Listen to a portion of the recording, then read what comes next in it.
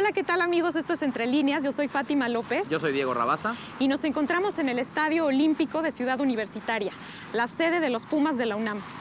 Yo preferiría resaltar el carácter olímpico del estadio, más que entrar en esos detalles Más menores. que los Pumas, mira, creo que no va a ser posible. Me parece Pero innecesario. bueno, Diego le va a la América y por el respeto que le tiene este recinto sagrado, ha decidido no portar la camiseta por el día de hoy. Para que veas, yo me debo a la universidad que está aquí enfrente. Bueno, pues nuestro tema de hoy es el fútbol y nos interesa analizarlo desde diversos puntos de vista. Para empezar, debemos a algunos fracasos del fútbol, tener grandes artistas y grandes escritores, ¿no? Hay varios escritores fracasados, ¿no? Artistas fracasados, como el caso de Eduardo Chillida, el gran escultor español, que era un gran guardameta, se lo estaban peleando el Real Madrid y el Barça para contratarlo, y después de una lesión en la rodilla, pues él decide incursionar en la escultura. Bueno, yo creo que para fracasos y para lamentos futbolísticos nos pintamos todos. ¿Tú sabías, por ejemplo, que el primer gol en los mundiales se lo anotaron a México? No, Y de ahí no para lo el puedo Real. creer. Pero bueno, más allá de esta cuestión, el fútbol pues definitivamente es una fuente de pasiones quizás similar a las que despierta la literatura en algún sentido. Ha sido comparada a una religión, a la religión del siglo XXI por algunos periodistas importantes como Manuel Vázquez Montalbán, y varios escritores a lo largo de la historia se han sentido muy atraídos y en algún momento, de alguna forma o de otra, han incursionado en el tema. Por ejemplo, es famoso la frase de Albert Camus en la que dice que todo lo que sabe de moral y de los hombres se lo debe al fútbol. Sí, de hecho ya Shakespeare en la Comedia de las Equivocaciones, por ahí tiene chistecillos sobre el fútbol, e inclusive Borges, que no era muy fanático de este deporte, también tiene un cuento junto con Adolfo Bioy Cáceres. Pues bueno, tenemos un cartel de lujo el día de hoy en el que trataremos de abordar todos estos temas que les estamos platicando. El fútbol y la literatura, el fútbol como fuente de pasiones, el fútbol y la religión, el fútbol incluso como un origen de conflictos armados, como Exacto. sucedió en el caso de Centroamérica. El fútbol como negocio y su relación con el poder también. Así es. ¿Y a quién tenemos el día de hoy? Bueno, pues vamos a tener a Jorge Valdano, a Germán Dehesa. Tenemos también a Juan Villoro y al gran Eduardo Galeano. El fútbol en realidad es una danza con pelota, ¿no? Cuando está bien jugado es muy hermoso de ver y muy emocionante. Tienen que quedarse con nosotros. No se lo pierdan.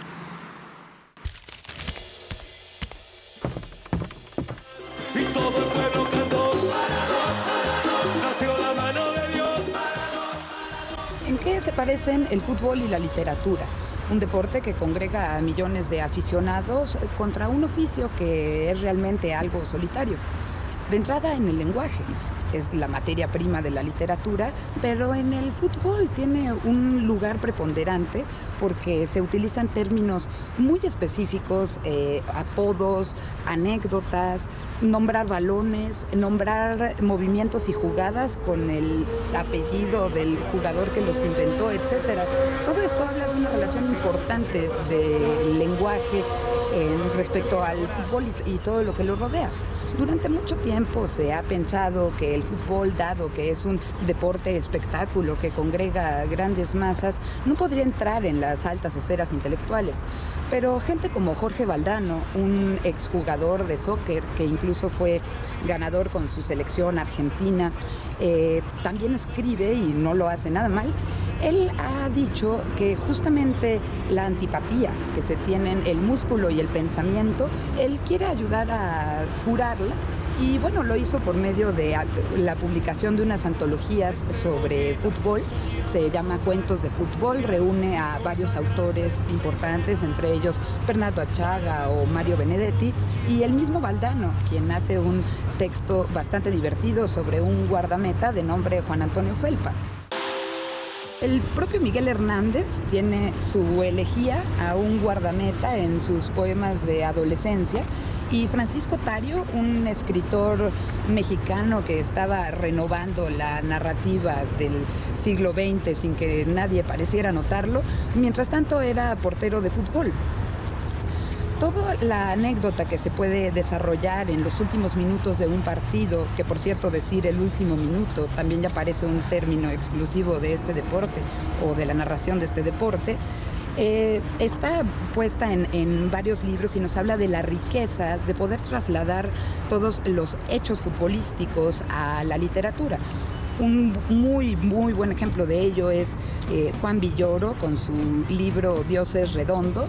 Él, como enviado especial de Italia 90, de Francia 98, que hace, según la crítica ha dicho, una escritura a ras de cancha, pero sin perder el tono reflexivo.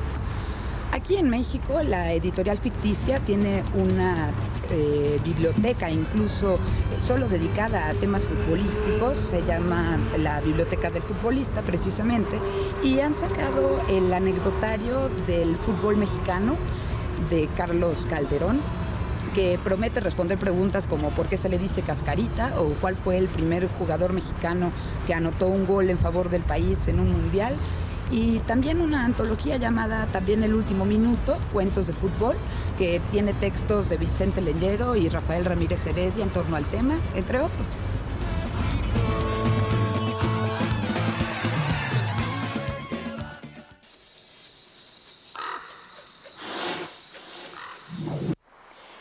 Amigos, pues vamos a comenzar con los regalos. Si nos escriben a entrelineas@canal22.org.mx, les vamos a mandar un ejemplar de Hambre de Gol, Crónicas y Estampas del Fútbol, compilado por Juan José Reyes e Ignacio Trejo Fuentes, de Editorial Cali Arena. Y por otro lado, ¿ustedes sabían que en Francia contratan animadores durante los partidos para que a través de los altavoces le digan a la gente cuándo tienen que pararse, cantar, les enseñen las porras? Bueno, eso no pasa en México. Aquí nos pintamos solos para la bulla, ¿o no? Y bueno, un buen aficionado siempre está contra viento y marea en los partidos. Ya sea por las derrotas, contra los malos pronósticos y, por supuesto, en sus glorias. Un gran aficionado que todos los domingos podemos ver en este estadio es don Germán Dehesa. Él, como escritor, le propusieron hacer una columna exclusiva sobre fútbol por ser un gran fanático de este deporte.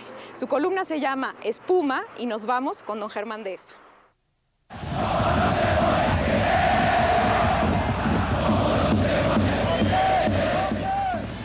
El fútbol nunca ha dejado de apasionarme. Mira que el fútbol mexicano es una invitación para perder toda pasión por el fútbol, o por el nivel de los partidos, o por el comportamiento de los dueños, que son unos gángsters, son una Alibaba y los 40 ladrones.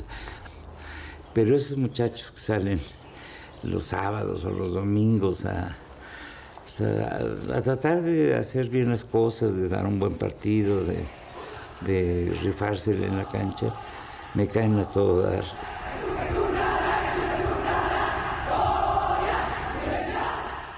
Sí son importantes los aficionados, y sobre todo los aficionados de pasión, de los que le van a su equipo y se mueren por su equipo, ¿no? Este tipo de aficionado que les da igual.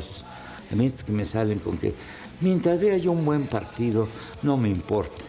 Yo aunque vea un partido horrible, si gana mi equipo bien, pero si pierde, me suicido, me dan ganas de aventarme el pebetero de Seúl y terminar con ahí junto al águila esa horrible. Los famosos intelectuales vinimos a este mundo a observar, a reflexionar sobre lo que observamos y a comunicar el resultado de nuestra reflexión. Pero si de entrada no hay ese aproximarse a lo que quiere uno observar y simplemente se atiene a uno a 3 o 4 lugares comunes, por ejemplo, sobre el fútbol, que siempre los hay, que deporte de panaderos, que esto, que aquello, que el opio del pueblo, que... Me parece que están mal, me parece que están equivocados. No es tan fácil, ¿eh? No es tan fácil. Es tan difícil como empezar a escribir el Manhattan Transfer de John Dos Passos, donde él lo que pretende es tomar así de golpe la voz de Nueva York, lo cual es una voz colectiva, hecha por voces muy distintas. Bueno, ese alarde de estilo de Dos Passos lo necesitaríamos para de veras poder comunicar lo que es un estadio, lo que es ese zumbido constante desde que llegas y esto, y la expectación. Yo me acuerdo de mi infancia, cómo quedó marcada por un Santos Necaxa. Santos que venía con Pelé, que venía con todos sus jugadores importantes, y el Necaxa que tenían al Chatito Ortiz, el yucateco volador y no sé qué tanto.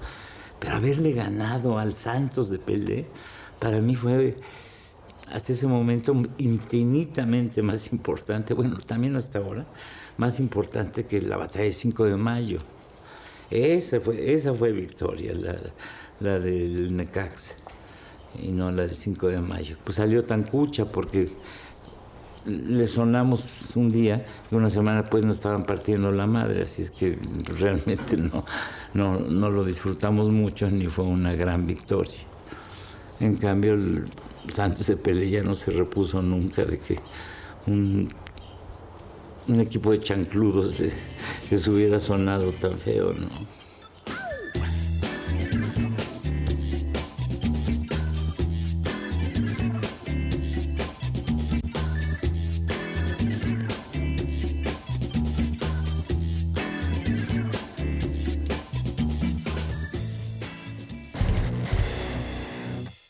Se puede cambiar de religión, pero no de equipo de fútbol.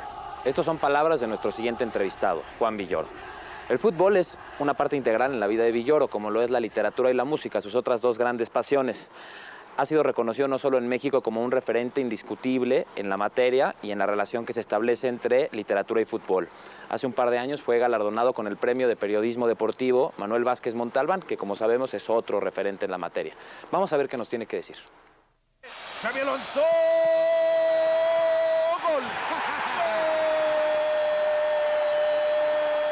El fútbol tiene tradiciones que a veces reflejan lo que es un país, a veces reflejan lo que quiere ser un país, a veces reflejan lo que no puede ser un país. Me explico, por ejemplo, Francia, en la selección que ganó en el 98 el Mundial, era una especie de Francia ideal, era una Francia multirracial, multicultural, de muy buen rollo, perfectamente articulados unos con otros, sin complejos, que integraban varias religiones. Eso no es la Francia oficial, la Francia formal. 2 o 3 años después los inmigrantes empezaron a quemar automóviles en las afueras de París. El racismo y la discriminación están a la orden del día.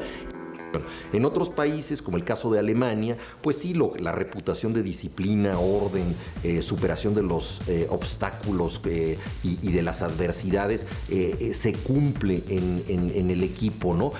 Los países a veces dan un espejo muy real de lo que es una sociedad, pero a veces dan un espejo anticipado o un espejo, digamos, retrasado de lo que es una sociedad.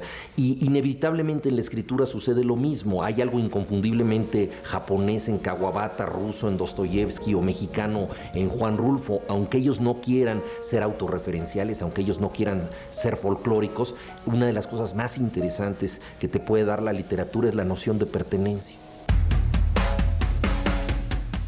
En la vida se puede cambiar de todo, se puede cambiar de ideología y hay muchos ejemplos al respecto, se puede cambiar de vocación, de trabajo, de pareja, incluso con alguna operación hasta de sexo, pero cambiar de equipo de fútbol yo creo que es enfrentarse a la última intransigencia emocional legítima, porque es como decir: ya no quiero ser el niño que fui, ya no quiero tener esa infancia, yo ya no soy el que le iba al Necaxa. Pues eso me parece a mí inaceptable. Por supuesto que hay casos de gente que ha cambiado de equipo de fútbol, pero a mí me parece, digamos, lo último que yo en lo personal podría hacer, y creo que muchos aficionados me acompañan en esta intransigencia. Escoger un equipo es escoger una manera de gozar o de sufrir, ¿no? Los niños ambiciosos generalmente escogen irle al campeón, se identifican con los jugadores, pero pues si te aficionas a un equipo como el Atlas o como el Necaxa en el fútbol mexicano, pues te tienes que volver casi como un filósofo estoico para soportar todo tipo de calvarios, y pues es un adiestramiento en la paciencia, ¿no?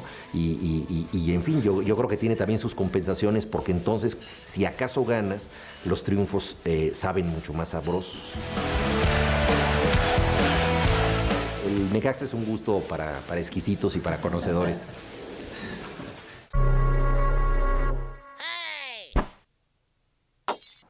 Estamos aquí para nuestra sección de recomendación de libros. Escogimos este lugar a falta de que no hubo lo mejor.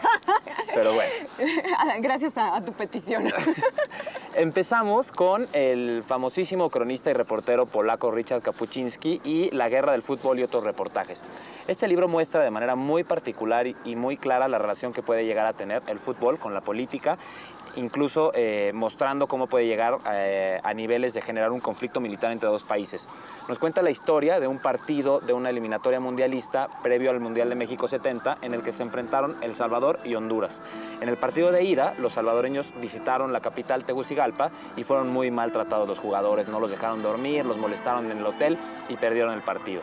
Tras ese cotejo, un aficionado salvadoreño, una muchacha de 20 años, decide darse un balazo en el corazón porque no puede con la tristeza de haber visto perder a su equipo.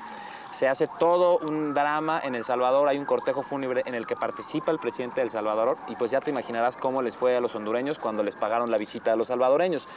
Fue un desastre, fue una batalla campal, rompieron todos los vidrios del hotel donde se hospedaron, aventaron animales muertos. Como dijo en ese entonces el entrenador de Honduras, gracias a Dios Honduras perdió ese partido 3-0, porque si no, imagínate cómo les hubiera ido. Una semana después, El Salvador estaba bombardeando Honduras y tenía tropas movilizándose por la frontera. Kapuściński fue el primer reportero que estuvo ahí para cubrir este evento y bueno, pues es una muestra clarísima de los niveles a los que puede llegar la pasión futbolística. Sí, ¿no? El fanatismo, ¿no? Exactamente. Bueno, yo tengo por acá El fútbol a sol y a sombra de Eduardo Galeano, este escritor uruguayo. Es fútbol con acento. Sencillitos, ¿no? Sencillito. Y bueno, este es un recuento por la historia del fútbol desde sus orígenes, es decir, desde las culturas legendarias, China, el juego de pelota entre los mayas, cómo jugaban también los egipcios, ¿no? Después, Galeano cuenta también cómo los ingleses son los primeros que inventan en el siglo XIX unas reglas para este deporte y así va dando el contexto histórico de cada uno de los mundiales y cómo esto que nace como un placer se convierte en uno de los más grandes negocios del mundo, por supuesto con la visión siempre crítica de Eduardo Galeano. Después tenemos La vida es un balón redondo de Vladimir Dmitrievich y este libro quizá demuestra de manera más puntual la relación que puede existir entre literatura y fútbol, porque el autor hace una especie de genealogía de lo que él considera que son los mejores jugadores que han existido en la historia y los compara con ciertos personajes literarios. Por ejemplo, dice que los jugadores de fútbol deben de ser como el Quijote, personajes que se crean hasta sus últimas consecuencias la figura que representan. Dice, por ejemplo, que Beckenbauer es una especie de epígono de Paul Valéry.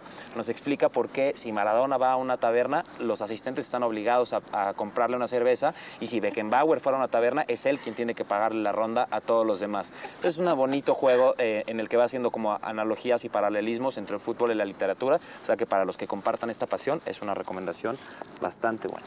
Nos vamos con Dios es redondo de Juan Villoro, que tiene por supuesto este sentido religioso en donde el ritual se juega en la cancha. Villoro dice que el fútbol y las palabras van de la mano porque un partido siempre tiene que narrarse y además es la segunda, cuando un partido se narra es la segunda vez que se goza.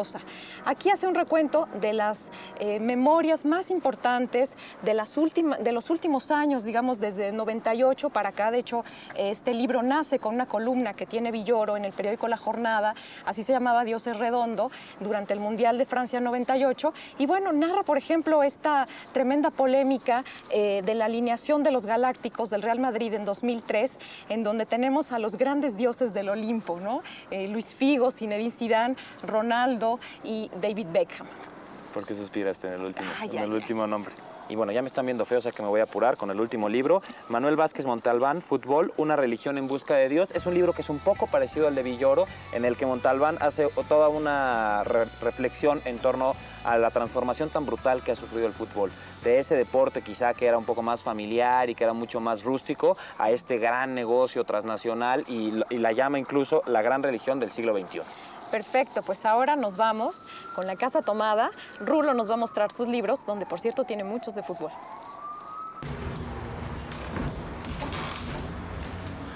La verdad es que mis lecturas las selecciono de manera aleatoria, ¿no? Cosas que me van recomendando o temas que me interesan. Generalmente es o literatura o compro muchos libros de fútbol o muchos libros de música. Por ahí me voy. Y de arte, últimamente también he comprado muchos libros de arte contemporáneo y arte urbano y ese tipo de cosas que me interesan mucho. Entonces, son como mis 4 grandes grupos, ¿no? Por ejemplo, se llama My Favorite Year, ¿no? Y lo edita Nick Hornby, que le pidió a varios escritores ingleses que escribieran de su año favorito siguiendo algún equipo, ¿no? Luego, por ejemplo, es una visión del fútbol brasileño, ¿no? Me gusta mucho porque es como para gente que no le gusta tanto el fútbol, ¿no? Estudio el fútbol como fenómeno social. En fin, como que me gustan mucho los libros de fútbol. Por acá tenemos pues unas memorias de Cruyff, que sí fue futbolista, pero se caracteriza por tener esta visión particular del fútbol. Y luego de este lado, pues son libros que he comprado últimamente, los últimos 3, 4 años, pues como de arte urbano y de grafitis, calcomanías, como de cosas, son documentos de cosas que están pasando pues en las calles de todo el mundo. Igual hay por ejemplo, que es de esténciles en México, ¿no? Pero igual hay, no sé, por ejemplo, que es de Blake Lerat, que es pues, un francés muy famoso, y así, como que he ido comprando muchos libros de este tema. Pues de música, uno creo que mis favoritos de todos los tiempos es de YouTube, que se llama YouTube at the End of the World, de Bill Flanagan. Él, cuando escribió este libro, era editor de una revista que se llama Musician, o se llamaba, porque ya no existe, es de las víctimas de las revistas en extinción. Y es un libro muy interesante donde este tipo tenía mucho acceso a YouTube, porque su esposa trabajaba con ellos, además los entrevistó desde la primera vez que fueron a Norteamérica, y básicamente durante toda esta extensa gira de su TV y su Europa, lo seguía como una semana al mes. Entonces un recuento pues, muy interesante dentro de lo que pasa en el grupo de rock más importante del mundo, ¿no?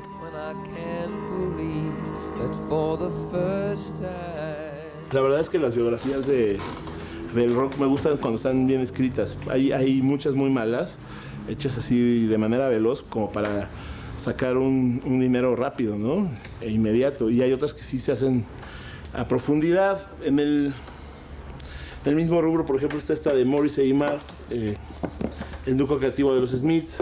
Y también me gustan mucho las autobiografías del rock. Una de las que más he disfrutado es esta chiquita, que es que es de Johnny Rotten, el vocalista de los Sex Pistols, que tiene un gran humor. Y pues en este libro relata todo lo que pasó, pues no solo dentro del grupo, ¿no?, que él comandó, que fue histórico, que transformó la música, sino dentro de todo el movimiento punk que nació pues de la mano de los Pistols. También me gusta mucho leer cosas de los Beatles. Por ejemplo, este libro es una recopilación de cosas que escribieron de ellos, que incluye desde textos que salieron en periódicos de Liverpool antes de que fueran famosos, hasta entrevistas que hicieron ya separados, ¿no?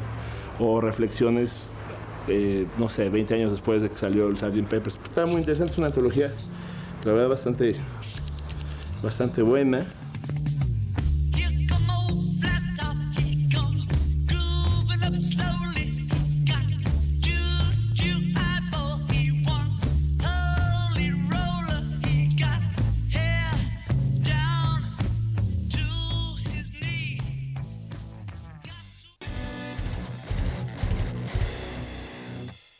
Si les interesa tener una de las 3 colecciones que estamos regalando de Ediciones del Futbolista, cortesía de Editorial Ficticia, escríbanos por favor a entrelíneas@canal22.org.mx. Y este libro viene a cuento, ¿por qué? Pues porque Silvina Espinosa de los Monteros lleva a Marcial Fernández, que es el antologador de este libro, también El Último Minuto, Cuentos de Fútbol, a platicar con alumnos de la Federación Mexicana de Fútbol en la cita textual. Nos vamos con ellos.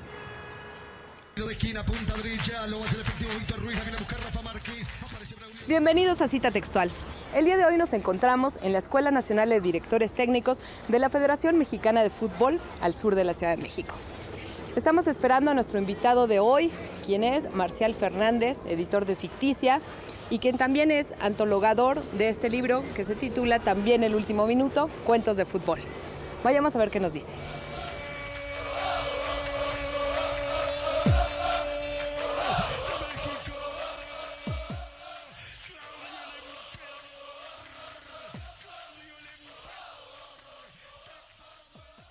Bueno, pues bienvenidos a todos, un gusto que nos acompañen. Gracias. Muchas gracias, Marcial, es un gusto que el día de hoy estés aquí con nosotros. Y además en un sitio como la Federación Mexicana de Fútbol, ¿no? Sí. Oye, pues quisiera que nos platicaras, ¿cómo logras esta alineación para esta antología que integraste con los cuentos de fútbol? Bueno, por principio, las alineaciones, como todos ustedes saben, en cualquier equipo llanero o no llanero, se forman por amigos. Igual nosotros hicimos este libro de amigos de un equipo de fútbol que tenemos en la Liga de la Jusco, de exalumnos del Colegio Madrid. Oye, pero ¿cuál fue el criterio que utilizaste para los textos que integran la antología? Además de la amistad, ¿había algún criterio, supongo, de elemental corrección Literaria, sí, por supuesto. El rigor está en que mis amigos escriben bien. Muchos de ellos son mis maestros, muchos de ellos lo hicimos en el 2006, ya fallecieron, como el maestro Rafael Ramírez Heredia. Que además el título de su cuento es buenísimo, Con el Fablo a Cuestas. Con el Fablo a Cuestas. Bueno. De Ramírez Heredia, si les gusta, este libro, ojalá les guste, lo lean, no sé. Esto es bueno para engancharlos para otros, para que sigan leyendo otro tipo de textos. Entonces, bueno, continuemos con... ¿Quieren hacer alguna pregunta? Pero ya me perdí, yo empiezo a hablar. Bueno, Marcial, ahorita que estabas hablando obviamente de que tú eras el director técnico, ¿por qué decides terminar tú y hablando exactamente de que México gana el Mundial de 2006? En el cuento no aparece que gana, ni que pierde. Es un cuento abierto a cualquier posibilidad, o a tantas posibilidades como las que quiera el lector. O sea, eso es lo bonito de la literatura, ¿no? Que tú das por hecho de que gana y él da por hecho de que pierde, o da por hecho quién sabe qué pasa, ¿no? Es un final abierto. Te digo, un texto literario, que sea literario, no mío, de cualquier persona, tiene infinidad de lecturas, en el sentido que el lector también es un creador, porque está construyendo su propio cuento a partir de sí mismo y de su propia experiencia. Entonces, para mí gana, básicamente, pero si fuera realista, para que fuera épico, tendríamos que perder y para seguir siendo un pueblo que da su historia como la visión de los vencidos. Buenas noches, Marcial. Básicamente la duda que tengo es, bueno, está muy claro que el libro en el título dice cuentos de fútbol, pero yo quisiera saber si de todas las historias que aquí tenemos, hay algunas que están inspiradas en historias reales, o ya sea por vivencias propias de los autores, o por familiares, amigos de ellos, o son meramente ficticias, ¿no? Al 100%. No, toda historia, todo cuento, toda novela, todo escrito, tiene un asidero real. No te voy a decir que Carlos Cuarón se metió unos hongos y con ellos jugó, porque no, evidentemente, ¿no? O que a Félix Fernández le dieron un Ferrari aquella final de... No te lo voy a decir. No te lo voy a decir porque es ficción, no realmente. Pero todo el mundo toma cosas reales. O sea, la ficción es en tanto ficción, en cuanto es realidad que traduces y la devuelves de alguna u otra manera, ¿no? ¿Y qué valor agregado nos da la ficción? ¿Por qué de pronto hacer cuento sobre un tema como el fútbol? Por lo mismo de todo, porque te habla no de fútbol, sino te habla de la condición humana. Es una manera de profundizar, de revelar a lo mejor es una manera cosas que has pasado por alto. Yo ya prefiero, por ejemplo, en lugar de leer filosofía, leer novela, leer cuento, leer literatura, porque da juego más para pensar, para dudar, no para encontrar respuestas, que uno cuando encuentra respuestas está equivocado.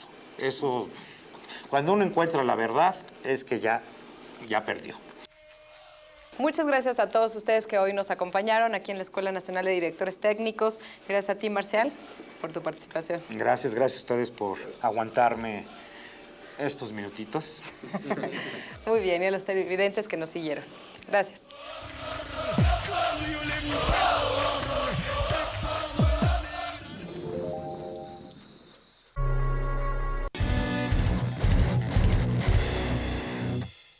Roberto Saviano, a sus 30 años, tiene ahora un gran éxito. Un éxito que para muchos autores es inimaginable con una sola obra. El título Gomorra, en donde revela los secretos, donde revela nombres, direcciones sobre las actividades de la Camorra, esta organización criminal del sur de Italia.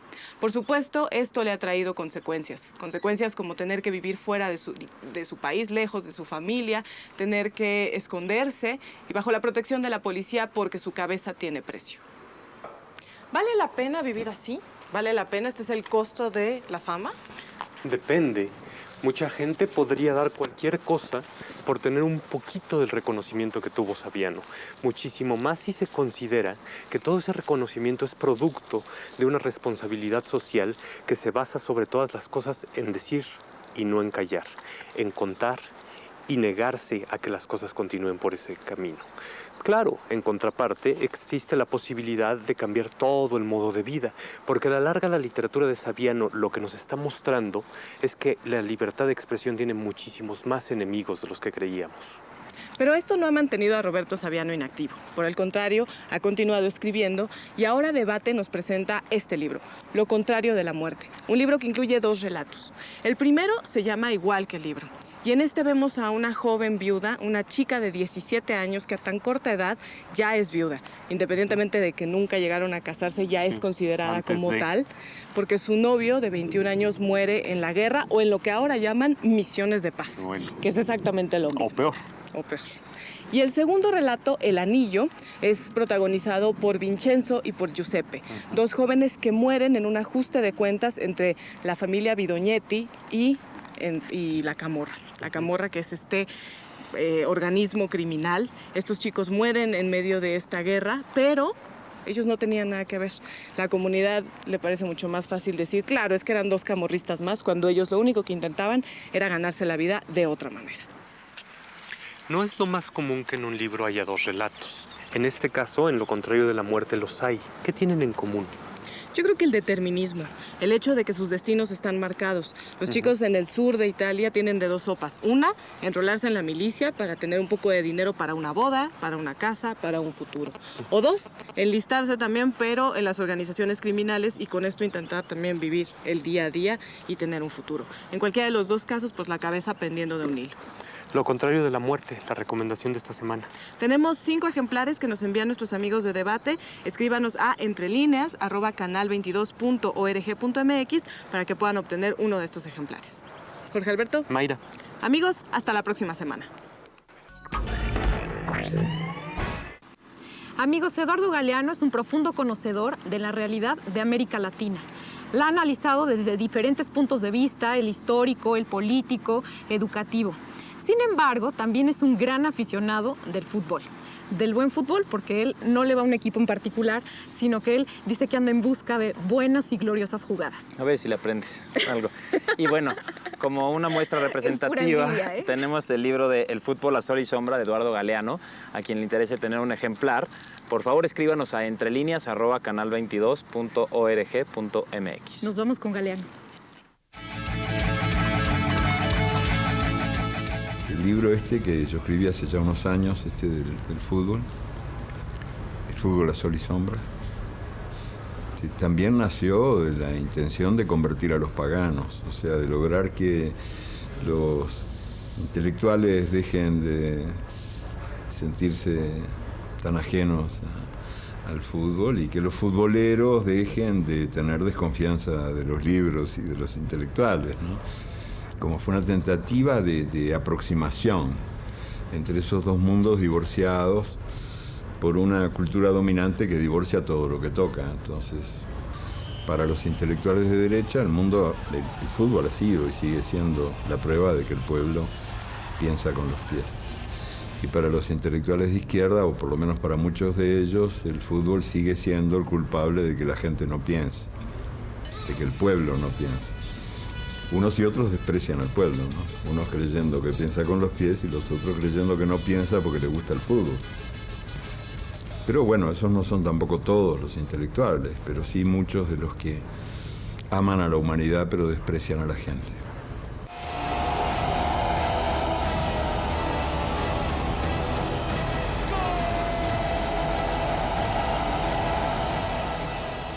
A esta altura de la vida yo ya soy hincha del buen fútbol. Y que que soy un mendigo, digo ahí en el libro, un mendigo de buen fútbol. Que ando por el mundo con el sombrero en la mano, suplicando una linda jugadita, por amor de Dios. Y cuando alguien me la ofrece no me importa cuál es el club, cuál es el país, cuál es la camiseta, no me importa. Lo importante es que me ha ofrecido belleza. Y la belleza es algo no tan fácil de encontrar.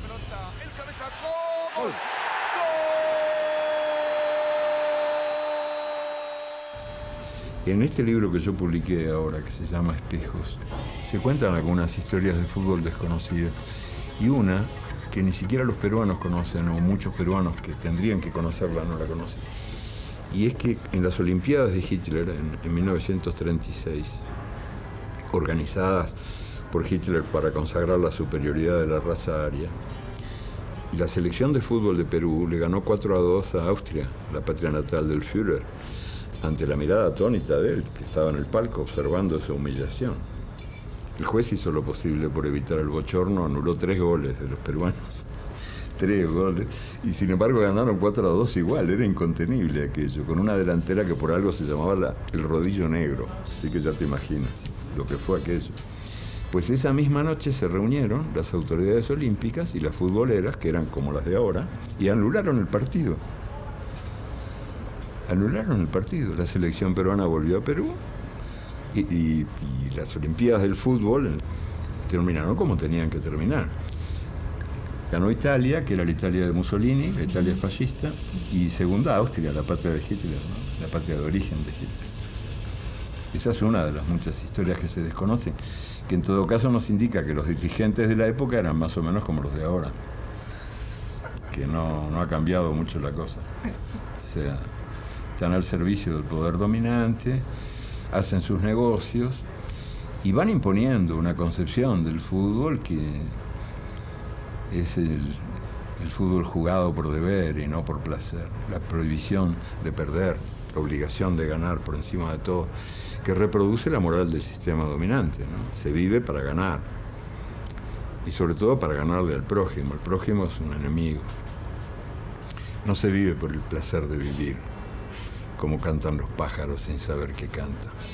Si el mundo tiene forma de pelota, al arco iris le puedo hacer un gol.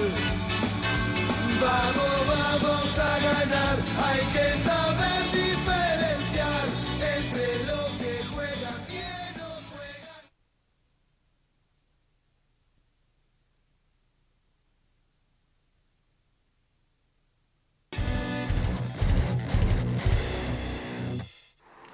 Amigos, dice Juan Villoro que un estadio vacío es como un mausoleo a la nada. Imagínense, por supuesto que nos sentimos bastante solos en esta inmensidad, ¿no? Eso lo dice Juan porque le va al Necaxa y siempre juegan con el estadio vacío. Pero sí, ¿verdad? Y está acostumbrado. Exactamente. Bueno, este estadio comenzó a construirse en 1950 y la verdad es que uno de los que dio la idea de la forma fue el entonces entrenador de fútbol americano, Roberto el Tapatío Méndez. Él les dio la idea a los arquitectos de construir un estadio con la forma de un sombrero de charro. Sí, desde ahí, bueno, pues ha sido hogar de unas Olimpiadas, Juegos dos Panamericanos, mundiales, ¿sí? Juegos Panamericanos, muchas derrotas de los Pumas. Muchas victorias. Muchas cosas. Muchos campeonatos. Pero bueno, vamos a, antes de pasar a nuestro siguiente entrevistado, vamos a regalarles 5 ejemplares de Sonido Local, piezas y pases de fútbol de Rafael Pérez Gay, cortesía de la editorial Cali Arena. Si quieren un ejemplar, escríbanos a entrelineas@canal22.org.mx. Y nos vamos con nuestro último entrevistado del día, que la verdad fue un placer haber hablado con él, el filósofo del fútbol.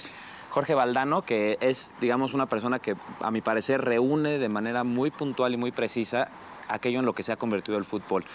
Pasar de ser quizá un pasatiempo o un deporte para algunos a ser, digamos, la actividad de masas que es hoy en día, el negocio tan brutal, el objeto de análisis casi filosófico, literario, claro. Y pues un tema, digamos, recurrente en todo el mundo, ¿no? Y además él es un vaso comunicante entre la literatura y el fútbol, ¿no? Vamos a ver qué nos dice Valdano. Bueno.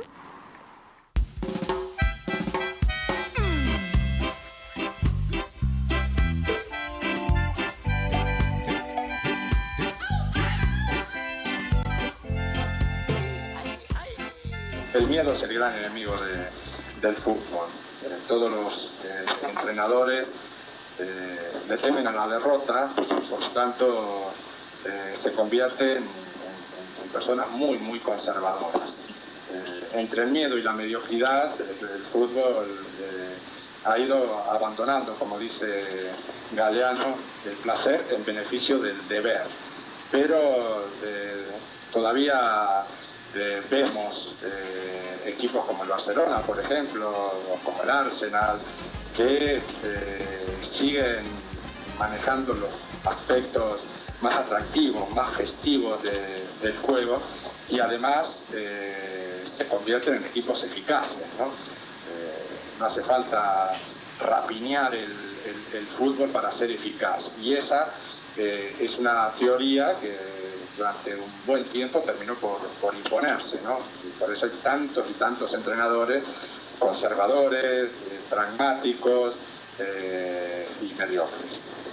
Hablando ya de fútbol y literatura, tú has demostrado que no son terrenos ajenos uno del otro, ¿no? Que pueden establecer vasos comunicantes. ¿Cuáles serían los puentes que pueden tenderse entre fútbol y literatura?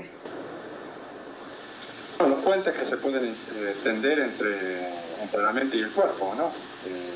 El ideal de belleza de la civilización griega era armonizar el cuerpo y la mente, ¿no?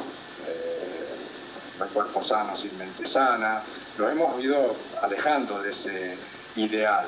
Y ahora esto que parece tan moderno no es más que la recuperación de un objetivo muy antiguo, ¿no? De conciliar la mente y el cuerpo. Yo creo que tratándose el fútbol, como lo definí antes, de un mundo de exageraciones, que hay elementos muy poderosos para recrear literariamente. Lo que ocurre es que, como se trata de un territorio eminentemente emotivo, daba la sensación de que ahí no podía entrar la razón, no podía entrar la reflexión, pero poco a poco el fútbol se va convirtiendo pues, en un terreno de ficción en donde muy buenos escritores nos están dejando obras magníficas y nos están abriendo nuevas posibilidades. ¿Cómo empezaste tú a escribir? Yo soy una persona que siempre le he dado muchas vueltas al fútbol, siempre he convertido el fútbol en un mensaje. A veces para dar una conferencia, otras veces para volcar el discurso a jugadores en un vestuario, y el traspaso a la literatura fue un paso casi natural. Yo creo que también derivaba de mi pasión por la lectura, ¿no? Yo me tengo que definir como algo, me definiría como un buen lector, no como un buen escritor. Pero bueno, digamos que mi singularidad es haber cubierto el camino que va desde el campo del juego hacia la literatura. Hay otros muchos que lo han hecho al revés, ¿no? Eduardo Galeano, Juan Villoro, Roberto Fontana Rosa, Manuel Vázquez Montalbán, todos hicieron el camino inverso. Desde el mundo de la literatura intentaron conectar con el mundo del fútbol. Y por último, ¿cuál ha sido tu momento más glorioso en el fútbol? Pues lo viví en México, en el Mundial del 86, haber ganado aquella final para mí fue un momento de culminación, ¿no? Llegué al mejor sitio que puede llegar un hombre, aquel que había soñado toda su vida, ¿no? Y lo recuerdo como algo que me marcó para siempre, ¿no? Si no hubiera sido campeón del mundo, hubiera sido más triste cada día de mi vida, desde entonces hasta hoy, pero como fuimos campeones del mundo, pues he sido un poquito más feliz cada día de mi vida, desde entonces hasta hoy.